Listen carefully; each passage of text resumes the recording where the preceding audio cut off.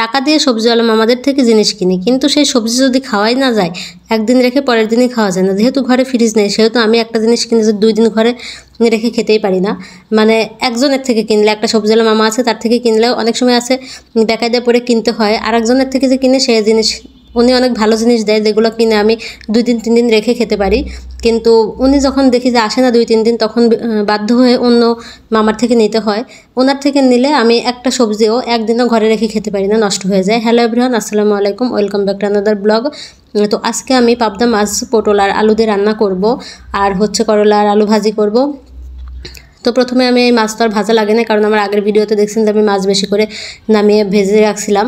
তো এখন আমি মশলাটা কষিয়ে নিব, মানে কড়াইতে তেল লবণ যা যা লাগে, মানে তরকারি রান্না করতে সবই দিয়ে দিছি। যেহেতু এখানে তো আর আমি রেসিপি শেয়ার করতে আসি না, রান্না সবাই পারে, যেভাবে রান্না করি সেটাই শুধু শেয়ার করি, যেহেতু আমরা ডেইলি ব্লগ তৈরি করি।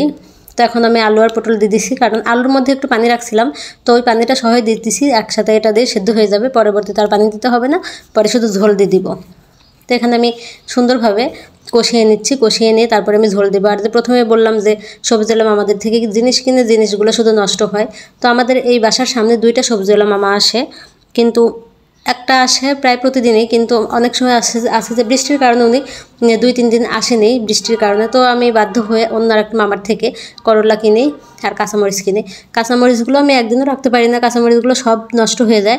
আর করলাও কিনা হয়, করলাগুলো নষ্ট হয়ে যায়। যা করলা কিনি তার থেকে ভাবছিলাম যে একদিন রেখে পরের দিন আমি, কারণ আমার ওই দিন রান্না করা হয়ে গেছে, আমি দুপুরে রাখছিলাম, তো ভাবলাম পরের দিন আমি করলাগুলো ভাজি করব।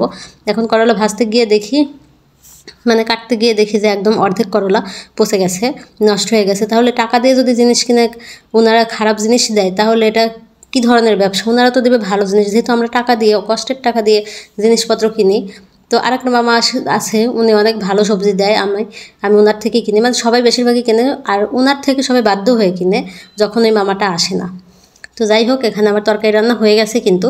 আর এখানে যে মাছগুলো ছিল অর্ধেক মাছ দিয়ে রান্না করছে, আর এখানে কয়েকটা মাছ আছে, এগুলো আমি ভালোভাবে একটু ভেজে রাখতেছি যেন নষ্ট না হয়, যেহেতু গরমের দিন।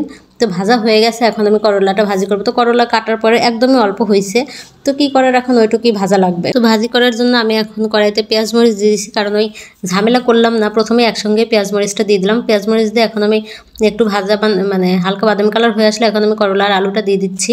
তো করলা আর আলু কিন্তু আমি প্রথমে লবণতে মাখিয়ে রাখি, মাখিয়ে সেই পানিটা ফেলে দেই, তাহলে দেখা যায় তিতা লাগে না। এখন আমি হলুদটাও দিয়ে দিচ্ছি। আমি যেভাবে ভাজি করি সেভাবে ভাজি করি নাই, মানে অন্যদের থেকে যেভাবে শিখছি, মানে অন্য আপুরা যেভাবে রান্না করে ওইভাবে ভাজি করি, এটা দেখা যায় একটু তাড়াতাড়ি হয়। আর ওটা আবার বসে থেকে আস্তে আস্তে সব কিছু দেওয়া একটু কষ্টই হয়ে যায়, কারণ আমার হাতে এত সময় ছিল না, কারণ রান্না করতে একটু দেরি করে গেছিলাম।